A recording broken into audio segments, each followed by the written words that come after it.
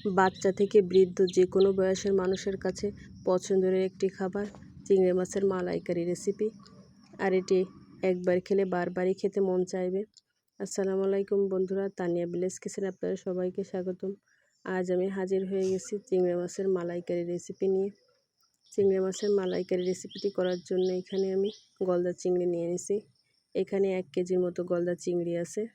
Size একটু ছোট, কোনো সমস্যা নেই, আপনারা যে কোনো সাইজেরই নিতে পারেন।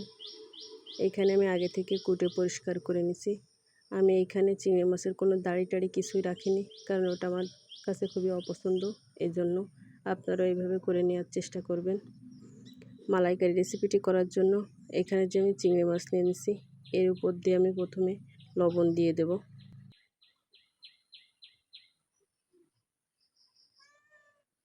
এক চামচ এই পর্যায়ে আমি হলুদ দিয়ে দিচ্ছি।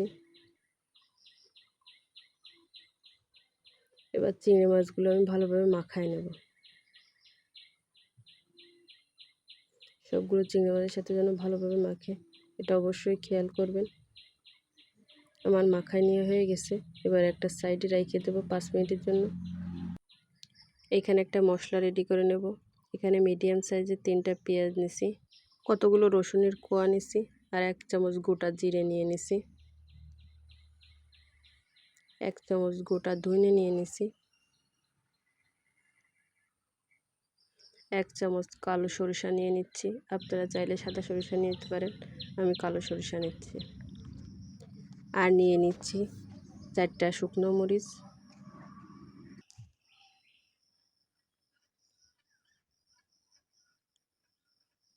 সবশেষে নিচ্ছি 5টা কাজু বাদাম। এই সকল মশলাগুলো এবার আমি শিলপাটায় বেটে নেব। আপনারা চাইলে ব্লেন্ডারেও পেস্ট করে নিতে পারেন, যাদের যেমন ইচ্ছা। মশলা বেটে নেওয়ার আগে আমি মাছগুলোর আগে ভাজে নেব। প্রথমে আমি সয়াবিন তেল দিয়ে দিছি। এখানে একবারেই তেল দেব। এই এক তেলেই আমি সম্পূর্ণ মাছ ভাজবো এবং রান্নাও করব। তেলটা হালকা গরম হয়ে গেছে। এই পর্যায়ে আমি এখানে চিংড়ি মাছগুলো সাজাই দিচ্ছি।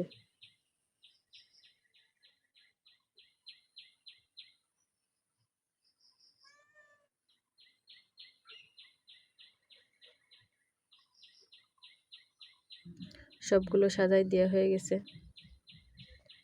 এক পাশ ভাজা হলে আর এক পাশ উল্টাই দিচ্ছি। অনেকে মনে করেন হালকা একটু ভাজে উঠাই ফেলেন, এই জিনিসটা একদমই করবেন না। চিংড়ি মাছগুলোরে খুব ভালোভাবে ভাজে নেবেন। এতে করে রান্নার পরে যখন খেতে যাবেন, তখন চিংড়ি মাছের তো একটা পানি পানি গন্ধ বেরোয়, ওইটা আর বেরোবে না। এই জন্য অবশ্যই চিংড়ি মাছগুলোরে খুব ভালোভাবে ভাজে নেবেন। কারণ চিংড়ি মাছ হচ্ছে পানির একটা পোকা বলা যায়, বাংলাদেশের মানুষ পোকাও বলে আবার মাছও বলে। এই জন্য ওর ভিতরে একটা প্রচুর পরিমাণ পানি থাকে। এই জন্য চিংড়ি মাছগুলোরে খুব ভালোভাবে ভাজে নেবেন। আপনাদেরকে দেখাই দিচ্ছি আমি কিভাবে ভাজে নিচ্ছি। মাছগুলো আমার ভাজে নেওয়া হয়ে গেছে। অনেকে মনে করতে পারেন যে মাছের মাথার থেকে যে ঘিলুটা সেটা তো বেরোয় গেছে। সমস্যা না, ওটা তরকারির ভিতরে থাকতেছে, বাইরে তো আর যাচ্ছে না, এই জন্য ওটা নিয়ে টেনশন করার কিছু নেই। এবার আমি এটা উঠাই ফেলতেছি। উঠাই ফেলে তারপর আপনাকে দেখাচ্ছি। দেখুন, এবার এটা এক সাইডে রাখতেছি। আগে থেকে বাইটে রাখা সেই মশলাটা আমি এবার এই একই তেলের ভিতরে দিয়ে দিচ্ছি। তেলের সাথে একটু ভালোভাবে মিশিয়ে নিচ্ছি।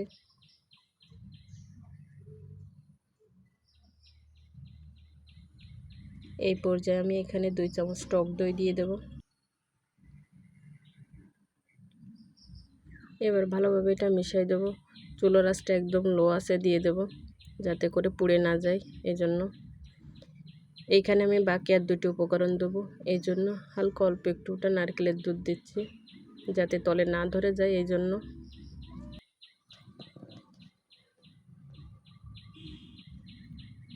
পরিমাণ মতো লবণ দিয়ে দিচ্ছি, হলুদ। এবার মশলার সাথে মাখায় নেব ভালোভাবে।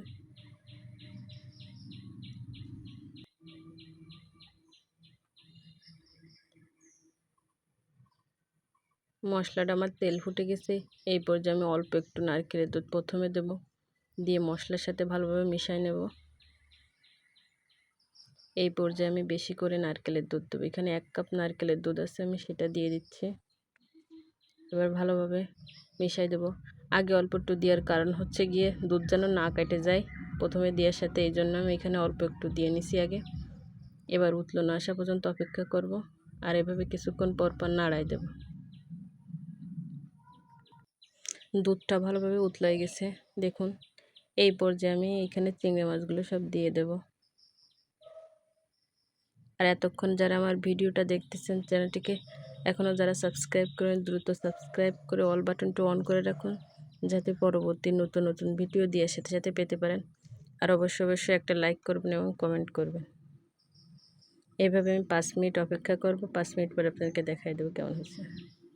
5 মিনিট পরে দেখুন কতটা সুন্দর হয়েছে। এই পর্যায়ে আমি এখানে 1 চামচ গরম মশলার গুঁড়ো দিয়ে দিচ্ছি।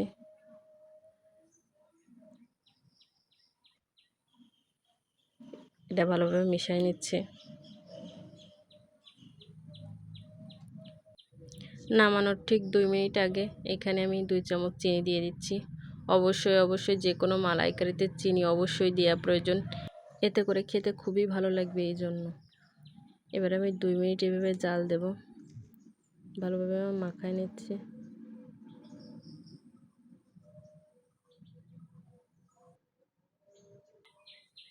এই পর্যায়ে আমি চুলাটা অফ করে রাখবো। চুলাটা অফ করার পরেও দেখুন, চুলার পর এভাবে আবার 2 মিনিট রাখবো, তারপর আমি নামায় ফেলবো। 2 মিনিট পর দেখুন কতটা সুন্দর হয়েছে। আশা করি আমার এই ভিডিওটা আপনাদের খুবই ভালো লেগেছে। বাচ্চা থেকে বৃদ্ধ যে কোনো বয়সের মানুষের কাছে এই খাবারটা খুবই পছন্দেরই একটি খাবার। চিংড়ি মাছের মালাইকারি রেসিপি। আমার রেসিপিটি ফলো করে একবার হলেও রান্না করে খেয়ে দেখবেন, ইনশাল্লাহ খুবই ভালো লাগবে। আর ভালো লাগলে অবশ্যই একটা লাইক করবেন, কমেন্ট করবেন। আর এখনও যারা আমার চ্যানেলটিকে সাবস্ক্রাইব করেনি দ্রুত সাবস্ক্রাইব করে আমার পাশে থাকবেন। আবারও হাজির হব নতুন কোনো আইটেম নিয়ে। ততক্ষণ আপনারা ভালো থাকুন, সুস্থ থাকুন এবং নিজেদের যত্ন রাখুন। আল্লাহ হাফেজ।